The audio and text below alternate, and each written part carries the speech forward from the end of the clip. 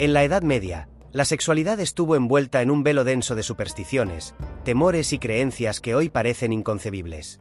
La vida de las personas se encontraba dominada por la religión, pero al mismo tiempo, en lo cotidiano, persistían las huellas del paganismo y de viejas costumbres ancestrales. En ese terreno ambiguo y contradictorio, el sexo no se concebía solo como un acto íntimo entre dos personas, sino como un canal cargado de energías misteriosas capaces de influir en la salud, la fertilidad y hasta en la suerte de una comunidad entera. Para los campesinos medievales, el cuerpo humano no era únicamente carne y hueso, sino un receptáculo de fuerzas invisibles. Se pensaba que las prácticas sexuales podían invocar bendiciones o maldiciones, que el acto físico podía convertirse en un conjuro si se realizaba bajo ciertas condiciones, y que el deseo no pertenecía del todo al individuo, sino que era manipulado por poderes ocultos. En este mundo, el sexo podía ser un remedio para las enfermedades, un amuleto contra la mala fortuna, o al mismo tiempo, un arma peligrosa que abría la puerta a lo demoníaco. Los manuales eclesiásticos y los registros inquisitoriales revelan que muchas de estas creencias sobrevivieron pese a los esfuerzos de la Iglesia por controlarlas. La frontera entre lo sagrado y lo profano era tenue, y mientras los sermones condenaban el placer carnal, en las aldeas circulaban consejos sobre rituales donde el sexo se usaba como invocación de protección o abundancia. Esa mezcla de temor y fascinación marcó el imaginario de la época, dejando claro que, aunque prohibido y vigilado, el deseo nunca pudo ser silenciado. En un mundo donde la supervivencia dependía de la tierra y de la descendencia, la fertilidad se convirtió en el centro de numerosos rituales medievales. Para los campesinos, garantizar buenas cosechas y asegurar la continuidad de la familia era vital, y la sexualidad adquiría un papel simbólico y práctico en esas aspiraciones. Por eso, en distintas regiones de Europa, surgieron costumbres extrañas que vinculaban el acto sexual con la prosperidad de los campos y la salud de los hijos por venir. Algunas aldeas creían que la unión de los recién casados debía realizarse en un establo o sobre la tierra húmeda para que su energía se transmitiera a la naturaleza. En otros casos, se pensaba que mantener relaciones en la época de siembra favorecía la abundancia de los granos, como si el acto íntimo fuera un reflejo de la semilla que debía germinar en el suelo. También existían prácticas donde la comunidad presenciaba simbólicamente la consumación del matrimonio, convencida de que esa fuerza compartida protegía al pueblo entero de la escasez. El deseo no era visto únicamente como placer, sino como una herramienta mágica y colectiva. Así, por ejemplo, en algunos rituales de primavera, se organizaban danzas y encuentros nocturnos donde el sexo era parte de una celebración comunitaria que buscaba despertar la energía fértil de la naturaleza.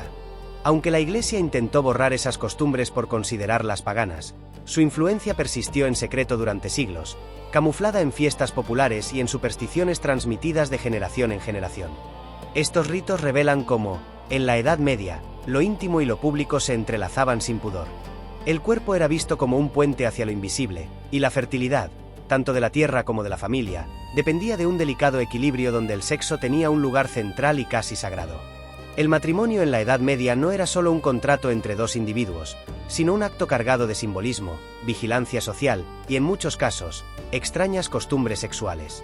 La consumación del matrimonio no se entendía únicamente como un asunto privado, sino como una prueba pública de legitimidad. En ciertos lugares, la pareja recién unida debía compartir su primera noche bajo la mirada de testigos, quienes verificaban que la unión se había llevado a cabo. Esta práctica, que hoy resultaría humillante, era considerada esencial para asegurar la validez de la unión y el honor de las familias. El énfasis en la virginidad femenina también generó rituales inquietantes.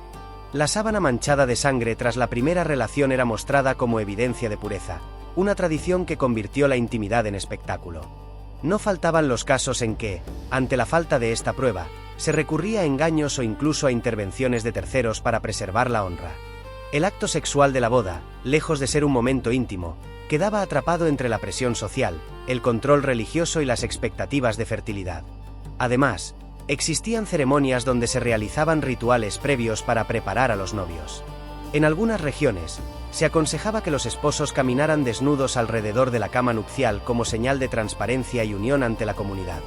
En otras, el contacto sexual debía producirse sobre símbolos religiosos o bajo bendiciones que buscaban asegurar un linaje sano.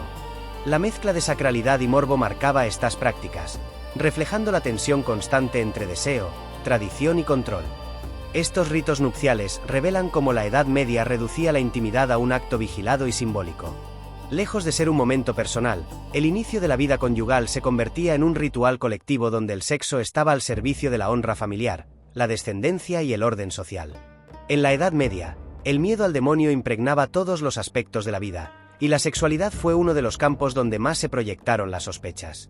La Iglesia afirmaba que los deseos descontrolados eran una puerta abierta a lo maligno, y de esa manera nació toda una imaginería de rituales sexuales atribuidos a brujas y herejes.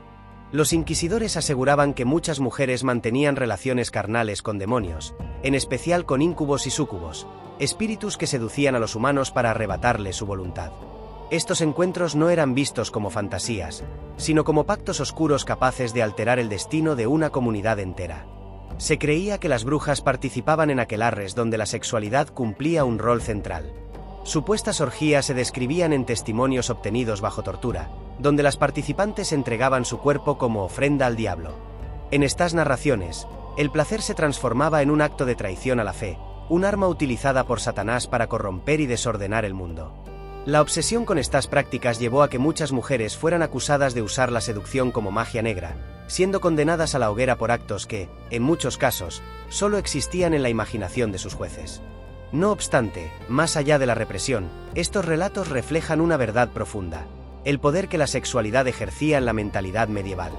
El temor a lo erótico, su asociación con la pérdida de control y su vínculo con lo prohibido, convirtieron al sexo en un terreno fértil para los mitos de brujería. Lo íntimo se confundía con lo sobrenatural, y cualquier expresión de deseo fuera de las normas podía ser vista como un pacto demoníaco.